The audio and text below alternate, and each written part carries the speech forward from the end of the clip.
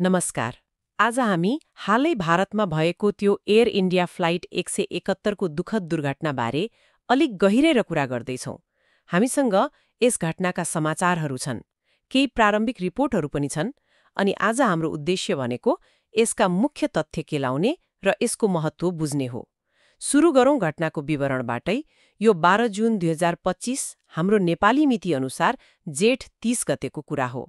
Air इन्डियाको Boeing 788-8 ड्रिमलाइनर विमान दर्ता नम्बर VTANB थियो। अहमदाबादबाट लन्डन गेटविक जाँदै थियो।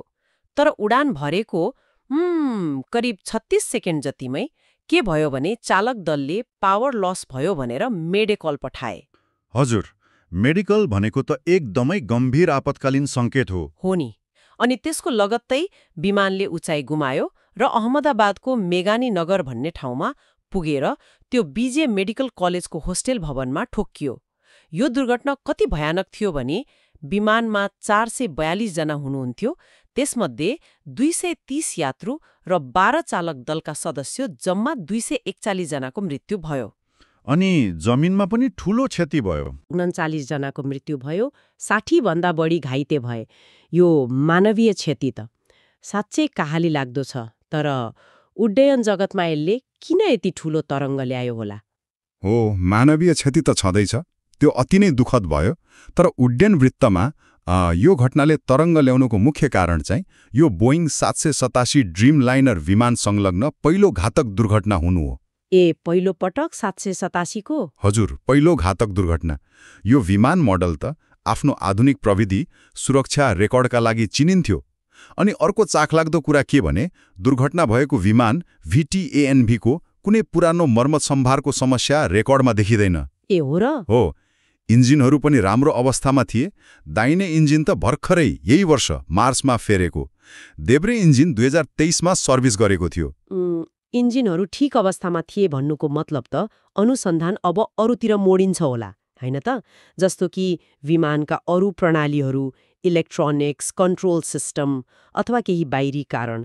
एकदम। इन्जिनमा समस्या नदेखिएपछि त अनुसन्धानको दायरा स्वाभाविक रूपमा अन्य सम्भावित प्राविधिक गडबडी, सायद डिजाइनको पक्ष वा उडानको त्यो सुरुवाती चरणकै अरू घटनाक्रमतिर जान्छ। अनि यो 787 को पहिलो घातक दुर्घटना भएकोले यसको हरेक पक्षलाई एकदमै मिहिन ढङ्गले हेरिन्छ। यसले त ड्रिमलाइनरको समग्र सुरक्षा प्रतिष्ठामाथि नै प्रश्न उठाएको छ, अनि उड्डयन सुरक्षा बारेको आम धारणामा पनि। एउटा कुरा, यो घटनामा एकजना मात्र जीवित रहनुभयो, 40 वर्षीय ब्रिटिस नागरिक विश्वेश कुमार रमेश। हजुर, सुन्नमा आयो। उहाँ सिट 11A मा हुनुहुन्थ्यो रे। त्यो सिट त अहिले भारतमा निकै चर्चामा छ। पछि उहाँले गुजरातमा आफ्नो भाइको अन्तिम संस्कार पनि गर्नुभयो भन्ने खबर छ। अनि अरू केही पीडितहरूमा छुट्टी मनाउन आएका ब्रिटिस समलिङ्गी जोडी जेमी र फियोङ्गल ग्रिनलमेक अनि गुजराती फिल्म निर्माता महेश जिरावाला पनि पर्नुभयो भन्ने आयो। यो भयानक घटनापछि अब सबैको ध्यान त कसरी भयो, किन भयो भन्नेमै छ, होइन त? अनुसन्धान के हुँदैछ? अहिले मुख्य फोकस अनुसन्धानमै छ। भारतको नागरिक उड्डयन महानिर्देशनालय मतलब DGCA अनि aircraft accident investigation bureau AAIB ले नै दुर्घटनाको अनुसन्धान गर्छ, होइन, स्वतन्त्र रूपमा? हजुर, स्वतन्त्र निकाय हो। उनीहरूले संयुक्त रूपमा अनुसन्धान थालिसकेका छन्। यसमा फेरि विमान निर्माता बोइङ अनि अमेरिका र बेलायतका अनुसन्धान निकायहरू पनि सामेल छन्। अनि विमानका ब्ल्याक बक्सहरू नि, ती त निकै महत्त्वपूर्ण हुन्छन् भन्छन् नि, कारण पत्ता लगाउन। एकदम। फ्लाइट डेटा रेकर्डर र ककपिट भोइस रेकर्डर, जसलाई चलनचल्तीमा ब्ल्याक बक्स भनिन्छ, ती भेटिसकेका छन्। भेटिसके? हजुर। अब तिनमा भएको डेटा विश्लेषण गर्न सम्भवतः अमेरिका पठाइन्छ, किनभने त्यहाँ विशेषज्ञता र उपकरणहरू छन् नि। प्रारम्भिक रिपोर्ट आउन करिब 3 महिना जति लाग्ला भन्ने अपेक्षा छ। तर दुर्घटनापछिको आगलागीले क्षति अलि बढी भएकोले अन्तिम र विस्तृत निष्कर्ष आउन चाहिँ अझ बढी समय लाग्न सक्छ। यसले के देखाउँछ भने यस्ता जटिल दुर्घटनाको अनुसन्धान साँच्चै चुनौतीपूर्ण हुन्छ। तत्काल केही कदम चालिएका छन् त प्रतिक्रिया स्वरूप? छन्। DGCA ले एयर इन्डियाको सम्पूर्ण 787 र 777 विमानहरूको फ्लिटमा, मतलब सबै विमानहरूमा व्यापक विशेष अडिट सुरु गरेको छ। अडिट भनेको गहिरो जाँच? हो, सुरक्षा र मर्मत सम्भारको गहिरो जाँच अनि एयर इन्डियाले पनि आफैले थप निरीक्षणका लागि आफ्नो लामो दूरीको उडान तालिका करिब 15%ले घटाएको छ। यसले गर्दा उडानहरूमा अलिकति असर परेको छ। समग्रमा हेर्दा यो दुर्घटनाको महत्त्वलाई कसरी हेर्नुहुन्छ? यो निकै महत्त्वपूर्ण घटना हो। हेर्नुस् न, करिब 30 वर्ष यता भारतको सबैभन्दा घातक हवाई दुर्घटना त भयो नै, सँगसँगै विश्वभरि नै चलेको बोइङ 787 को पहिलो घातक दुर्घटना पनि भयो। पहिलो पटक?